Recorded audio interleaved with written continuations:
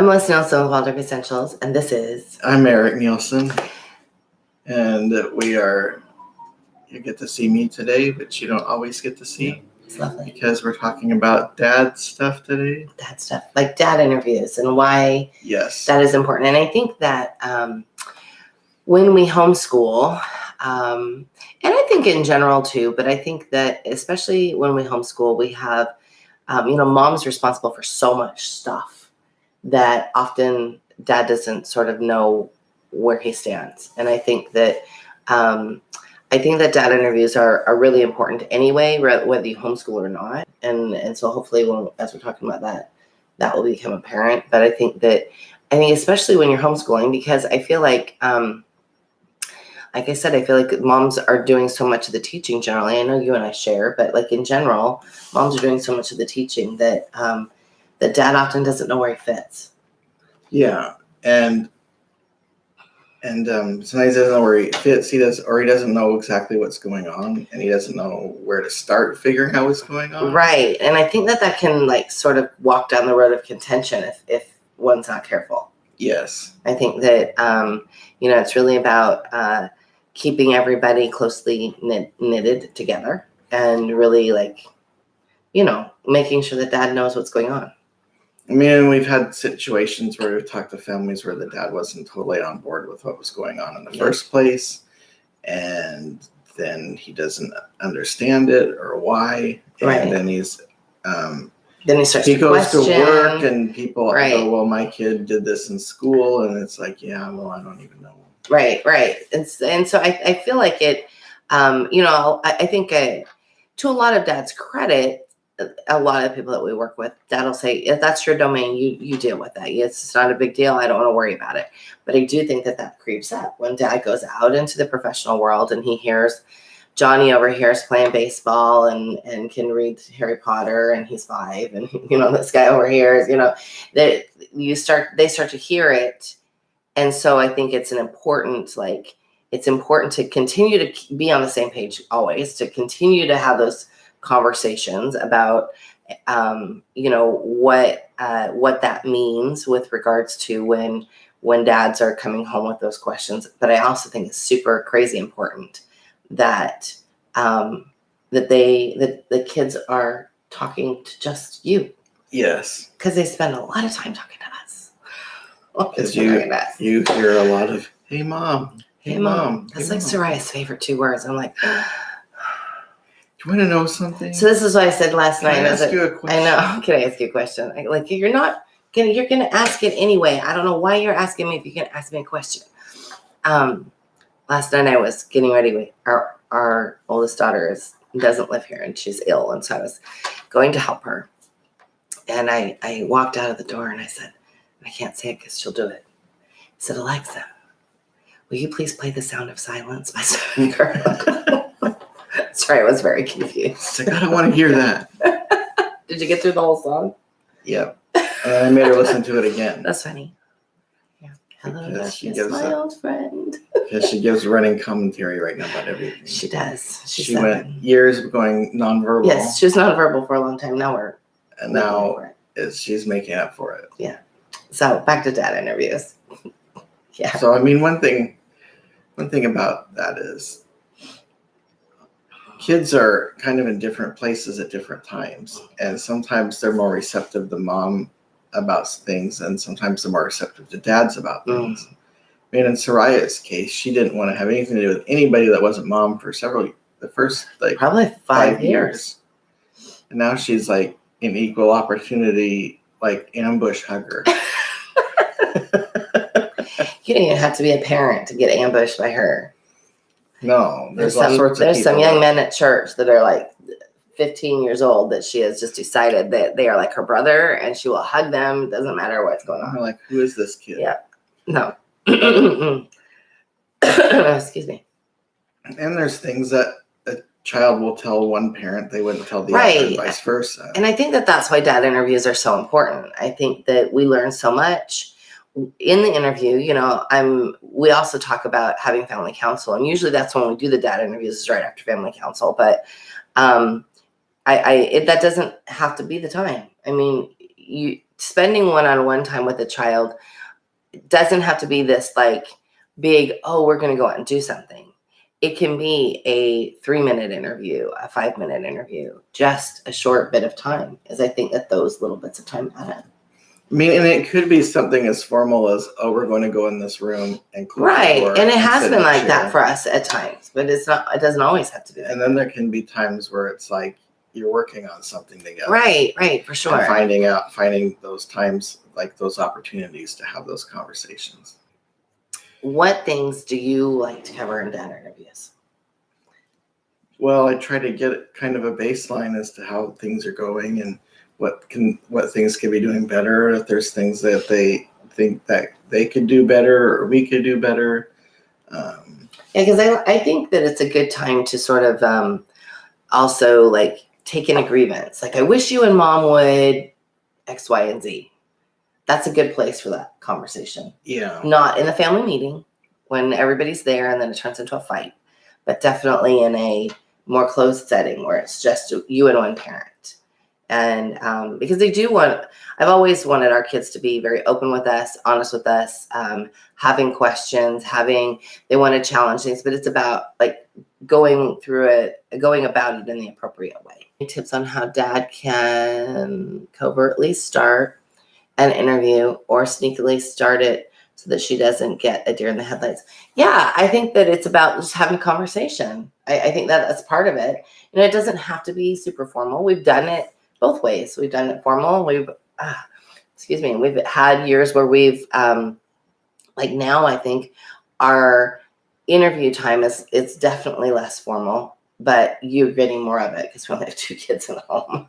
Yeah. But there's because we live in this very walkable community right now, there's different parts of somewhere in the vicinity of the 3-block radius where they remember like conversations we had like behind the Rite Aid. Oh yeah. Around or the Rite Aid. Yeah. Or that's why they learned about Mac Tonight. Do y'all know about Mac Tonight? Anybody else as old as we are? I showed them a picture, and I don't know what I was thinking of the old McDonald's commercial with the man that had a moon head, and they were very fascinated with it, and they asked me all these questions, and they're like, that's the steps where Dad talked about Mac Tonight. And it's like, they're going to remember that when they're 40, the Rite Aid. They are going to remember, and they're going to remember all of those conversations. And that was a silly conversation. Right, but I think that it's very... Nicole remembers it. I think it's very important to consider all of the things that we are saying to them and how we're saying it, and opportunities to break down the not the official parent-child situation, but to be a little more relaxed. So, but then at the same time, we've had interviews that have had to be for disciplinary purposes. Yes, and so those interviews go quite differently. than the more fun. I would say Nicole and your husband, Nicole and Nicole's husband, just relax. Unless it's a disciplinary issue, then just go and have fun together. Like, hey, I'm going to the grocery store. You want to come with me, kind of thing. And then he brings her with him. Or, hey, you want to go grab some ice cream? Or whatever it may be, but it's just the 2 of them. And it's not don't make it a thing. Don't make it we have to do this daddy-daughter date or this daddy, this, because we're actually not huge fans on the wording of that whole date thing for children, because they think that it mixes them up and puts them where they think they're on equal playing field with whoever else you're dating. And we're dating each other. They're not on equal playing field. But yes, you can come along, or hey, let's go do this together, and sort of have dad time. That's what we end up calling it a lot, is dad time. I don't think that achievement-based success isn't important to mom. I think that we think about it differently. And maybe it's because we're the ones in the thick of it. Maybe it's because we're the ones that are, helping them day in and day out. And so when we see achievement, we're seeing these measurable spaces. We're not looking for this. smaller space. And so I think that I definitely think that it's worth, if you're in a situation like that with your partner, that you have the conversation like, okay, I see these kids every day. I see these achievements that they're making. You would like them to be here, and I'm seeing all the steps that it's taking to get there. And so do you want to help me with those steps? Because that would be fabulous if you want to tell me what those steps, and then ask dad for things that he can do. If he's saying, hey, I'm expecting this achievement, then I think it's very appropriate to say, well, okay, that's great, but I'm going to need your help. Because let's be real about it. If you have a child in a public school setting who is needing to meet the same achievement, guess what? Both parents are going to have to be involved. Both parents are going to have to be like pushing this child or pulling this child along or being a cheerleader along the side of the child. It's not going to just be mom. So I think that it's important to look at anything like that and go, okay, well, if this child were in a different school setting, how would it go? It wouldn't just be mom. It would be both parents. So you have to, if dad puts you on the spot, or if dad is expressing this, then I think dad's got to pony up and be like, all right, well, what can I do to help? Mm-hmm. Don't you? Oh, yeah. I mean, I can't imagine it going well any other way. No. Because it has to be a group effort. It has to be a group effort. And so, like, I have some homeschool friends whose sons and daughter all play Little League. I was thinking, because there's a girl in there too. I'll play Little League, and they're playing travel ball right now. And so they have, out of the 3 kids, there's 1 kid that is incredibly talented, like crazy talented. And so they're all going. But guess what? It's a mom and a dad thing. It's not just a mom thing. So everybody has to work together. I think that the idea that achievement doesn't mean as much to mom is different. Like, because I will always say, especially with my adult children, I just want you guys to be happy. I want you to be happy. And if this achievement or this non-achievement is making you happy, great. That's what I'm looking for. I'm looking for happy individuals who contribute to society. And if that means that they are Rhodes Scholars, great. If that means that they aren't, that's fine too. Yeah. But I think at every turn, no matter what we're looking at and what we're talking about, it has to be both of you. It has to be both parents. It does. And I think that there's this misconception that when they're at home and you're homeschooling, it's just mom. And so there's all this pressure on mom. And really, I think the best thing for dads is to be able to step up and go, it's again, the sexiest words a man can say. What can I do to help? Well, and there's things that even if the husband or one of the partners is gone all day, there's still opportunities Absolutely to participate in the homeschooling process. Right. Absolutely. When you worked outside the home, you participated. I think that's I think it's so important to remember, hey, dad can read with kids. He can talk to them about their day.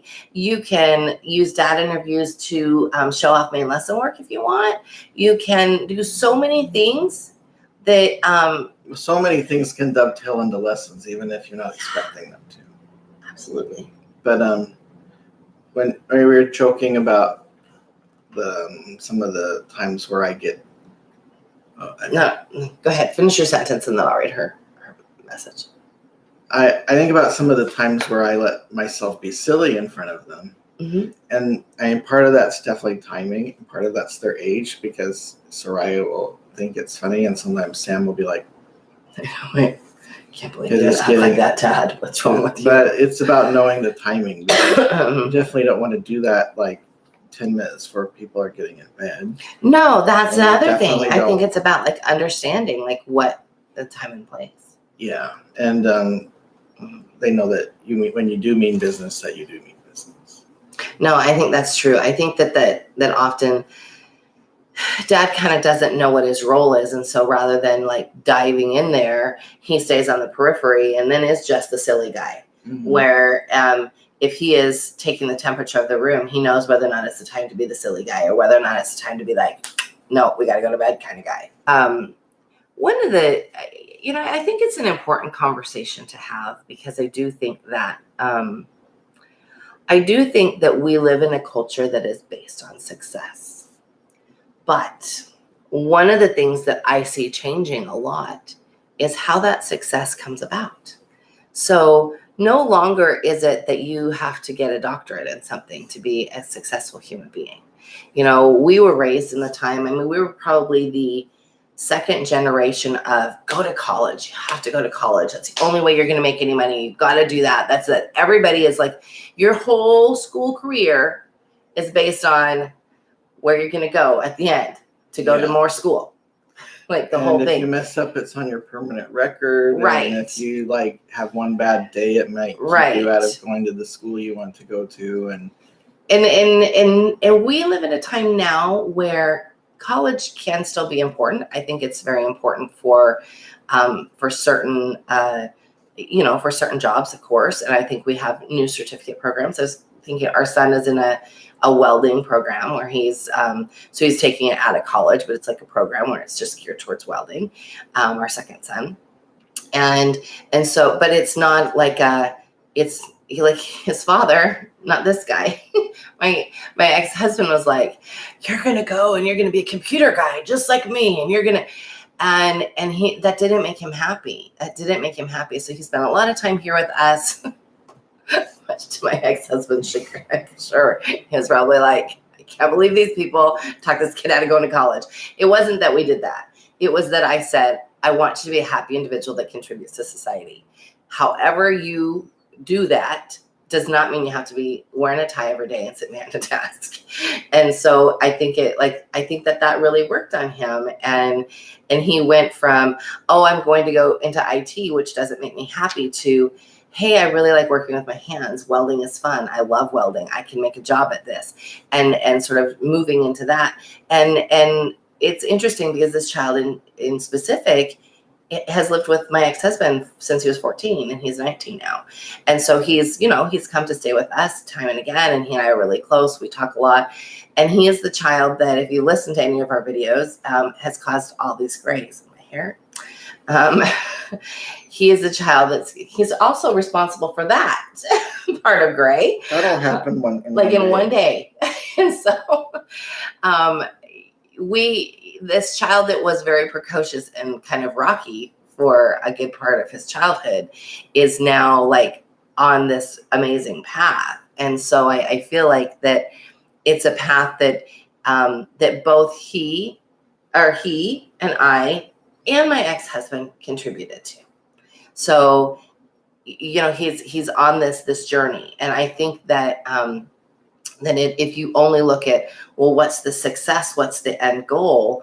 I think that it does set people up for frustration, and it does set children up for failure, in that they always think that that's their worth. But I also think that if we can look at goals a little bit differently. So I'm looking at success and I go, well, success to you, son, means that you want to be this amazing welder in a shipyard somewhere in Portland. That's because and they make crazy amounts of money. And so that's for him, that's his, that's what he wants. That's success for him. And if I allowed his father to think that his only success was to, be in the top 5% of his graduating class in college and go on to do this IT career, then I wouldn't be doing my job as helping that balance out. And so I feel like that we all have, as parents, we all have responsibilities to these kids. But then at the end of the day, I want you all to be prepared that they might do something that you don't like. Yes, that you don't like a lot. It has anything to do with you. It has everything to do with the fact that they have their own agency and that's their path that they think that they're on, and that they are going and they're doing what they think is right. And even if you think it's wrong, be prepared. Well, we have 3 adult children, and I swear to you, they're harder than the little ones. Yes, by a factor of 10. Yep. Yeah. What's funny, back onto the dad interviews, yes, is with him, with the son we're talking about. The first time I did that, we were undergoing a lot of strife because we were dealing. And we were doing much more formal interviews at that time. We were involved in either being in litigation or the threat of being Yes, sued. with my ex-husband. For a good chunk of the first 6 years we were married, we were in litigation with my ex-husband. So the first we made it. So the first time I did an interview with Jacob, and it was a much more formal one, but it took like a half an hour, but I had to stop it because He was like giving you a list of everything. It was like, people were doing this wrong. is how Harry and Ellie are messing up, and this is how it affects me, right? And this is how it affects the whole family, and I just can't stand it anymore. And they're just a bunch of blankety blanks, and it just went on and on and on and on. And then he thought it was a gripe session, and so really then I thought, so you don't have any part in any of this? No, they're messing up, and you need to do something about it. Oh my goodness! I was trying to think how old he probably was. He was probably 6 or 7, maybe. Oh, he had to have been older than that. Maybe he was 8. He had to have been like 8 or 9. Ellie was, no, he had to have been 10. He was 10. When Ellie was little, and she's like, I just want everybody to be happy. So you want to be wary of the dad interviews that turn into a gripe session. I do listen, I listen to them because, often when children have gripes about other siblings, they're valid. But, something I might say, like I can remember an interview we had with Harry, not too long. Well, he was still living here. I think he was still living here. Yeah, he was still living here. And he was in our room, and he had said, I had told him that he was, he had been on a mission for 2 years, hadn't been around little kids, and that his temper was like shorter than it should be. He's like, but they're so annoying. I said to him, and so are you. He was like, what? I'm not annoying? I'm like, yes, it did not occur to him. But it was a great interview because he brought and he was an adult at the time, but he brought this frustration to us, and in our job it was to help him see it from a different light, to change the perspective of it a little bit, which is what I think you were trying to do with Jacob that day. What's your part in all that? Well, one thing that I've come across a lot is one sibling that's like, you should have come down a lot harder than right. They always think that the other person should have been punished harder than they were. And there's been times where I go, what do you want me to do? Take them outside and beat them? Let's go flog them. Would you like to come with me? Let's go flog them. And then they get quiet when I say that. Right. It's probably not something I should say, but it's like, what is it that you expect? No, I think that it, while we don't invite them into the parenting process, I definitely think that it gives you a good sense of the temperature of their relationship when you ask them, well, what would you like? What do you think I should have done? I say, you wouldn't be happy if I held you to that standard. Right. And that's why I think it's an important conversation. Turn it back around on them, because that's why I think it's an important conversation to have, especially as they start to really get opinions, like after 9. Or is the thing that you think I should punish, is that actually hurting anybody? Right, no. Right. And I think they're important perspective conversations to have because, I think that they have to, they're seeing things through their lenses, and their lenses are absolutely correct for where they are and the age that they are, but we're sort of we're sort of softening that and going, well, wait a minute, let's look at this whole picture. Mm-hmm. And I think it's really necessary. Otherwise, we raise a bunch of narcissists. Yes. Nicole says, Eric, what do you usually say when it's time for the interview with a child? Do you just get them to own or on their own and start so that they don't know they're actually in an interview? Or do you say, let's go do our interview? It just depends. It depends. These days, it's a lot more informal. It's not as honest. I mean, you can have it be a set schedule where it's like that, but sometimes it's like, hey, we need this at the store. Why don't you take this one with you? Right. And I like that better, but I think that sometimes that's harder when you have more kids. So I think it depends on your situation, Nicole. I can't remember how many kiddos you have, but I think that if there's something that Super Sam is doing to annoy the crap out of me, I will say, your turn. Often what I'll say is, first of all, Eric and I have always had a conversation before interviews start. Always. Oh, so she's got 2. So we're always on the same page about what it is that he's going to talk to kids about. And it may be a week that he doesn't have anything major that he wants to talk to them about. Or it might be a week where he just wants to congratulate them on something that they did. And so we talk about that. We talk about it before, and then he might just grab a kid and take him to the store.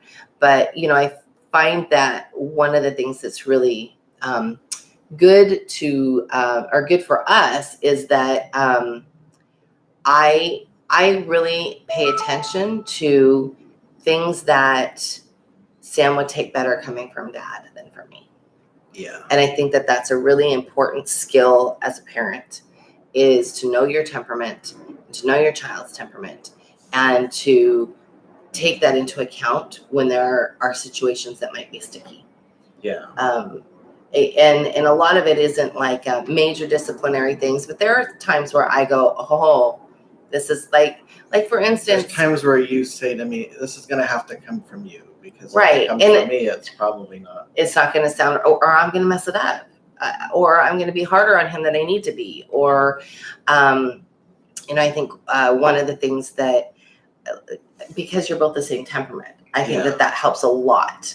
They're the same temperament. So if it's like a laziness issue with Samuel, Erik can go like, hey, dude, I know, I just want to sit on my butt all day too, but that's not the way life works. So he will take that piece of empathy from you that he wouldn't take from me, because I'd be like, why are you sitting on your butt all day? That kind of, it's a much different way we come about it.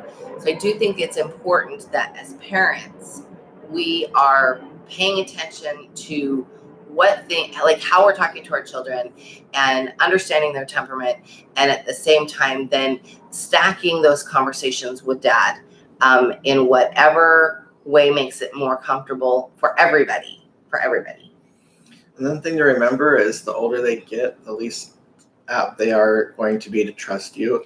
And that's just part of the nature of kids entering adolescence and teenager years. So some of the things that you can do when they're younger can pay off better later on, especially when it comes to dads that or other partners that may not be around so much. Right.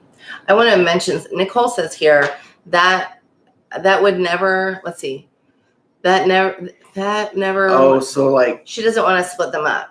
Yeah. Right. Okay. Well, I have so times where Soraya's like, I don't want to go anywhere without Sam. Okay, but I want to say something about that. And honestly, I have 5 children.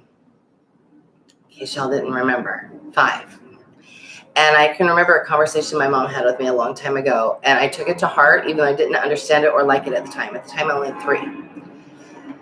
And she said, and this is because she was a stepmother to, my step siblings, who I love dearly, but she also watched as, at times everybody had to do the same thing. Yeah. And she made it a point to say to me, don't. And it wasn't because that was happening badly or anything like that. So I want to say that it wasn't like a criticism on my dad's parenting. It was more of you have a lot of kids. Make sure they're all individuals. Make sure that you give them opportunities to go in whatever directions they want to go, and don't always keep them together. Yeah. And so I would say, don't always keep them together. I would absolutely go, so sorry, she's going with dad now. You're hanging out with me. And then we go, oh, we're going to have mom time. That's also perfect time, especially if you've only got 2, you've got 1 in each place. And I think that's golden. If you've got if you're listening to this and you've got more than that at home, having that 1 out of the mix is also super helpful. It's 1 less body that you have to deal with. And you can then, take the rest of that time and spend with just the ones that you have at home. Don't be afraid to separate children and to allow them to go with a parent on their own. Yeah. It's a really good idea. And I see a lot of resistance from Soraya about going anywhere without Sam with her. Yeah. But that's kind of gotten better. He's like her minion, which is really odd because she's 7 and he's 12. But that's gotten easier the more I've done it. The more I have separated them at times, the more she's pliable about it. But there was a point where it made her nervous to not have him around. Mm-hmm. But I got that under control. Yeah. Now it's the morning time. Yeah, all the airplanes are coming. All the airplanes are coming now. Oh, Nicole says the kids get competitive about who gets to go. Well, okay. I love you. I want you to just hear me. Stop that. Just stop it. You have to say, sorry. Get over it. Get over it are the best words that I have ever adopted into my parenting. Well, and it And helps. does not come from a lack of empathy place. It comes from a, you know what? Life is hard. Let's walk on. It is. But it helps to find some way to distract. If one Absolutely. kid's busy doing something, then they're not going to go, well, they must be doing something more fun than I am. Right. They're going to buy milk. It's not fun. It's just, get over it. And I go, come on, you're going to help me out. I would ask, and I can see it would be much harder with just two, but because we've had so many, I'm thinking about this paradigm of kids that are competitive when you just have two, and you have to axe that competition piece because they will always be playing who's got my boob if you allow it. Yeah. And you don't want to allow it. So I would have a stern conversation that just in a family meeting that says, we're done with this competition stuff. You're great. You're great. You're both great. You're both going to do different things. We're going to walk forward. Yes. And yeah, I know there's this like natural piece of competition that often happens. But I would still do the best you can to sort of axe it. It's only for dad time because they don't see him much all week, is what Nicole says. I understand that. And so you want to make sure that they both have access to dad. And so I would say to the one that doesn't get to go, well, you'd like to have undivided dad attention, right? So let's let your sister go, and then you get to go. You get to both have time with dad. And if you make sure that in your case, I would make it a set time then every week, because then they know it'll happen. And we aren't meaning they have to be separate all the time. No, absolutely not. I'm just saying that you should not be afraid to take them one at a time.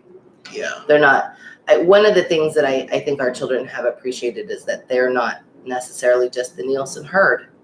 They're individuals. That I really wish I had was the influence of dad. And I was not in that place with my ex-husband. He was not ready to, he's still not ready to take that to go, oh, I'll do that. But I think that when you have a willing partner that is willing to step in and go, hey, wait a minute, this isn't all on you. I want to make sure that I have a part in this, especially if dad works a lot, especially if he's got a busy work schedule. I think it's way, way, way important to have these dad interviews. And that means that you two have to communicate about what you want to make sure that he says during those interviews. That doesn't mean you script it. It just means you go, hey, Johnny's been a real jerk this week. Could you try to get to the bottom of that? Or Susie did great this week. Her reading is coming along and it's awesome. So you want to like make sure that you're having good conversations too. So I think that's all. That's all. All right, you guys.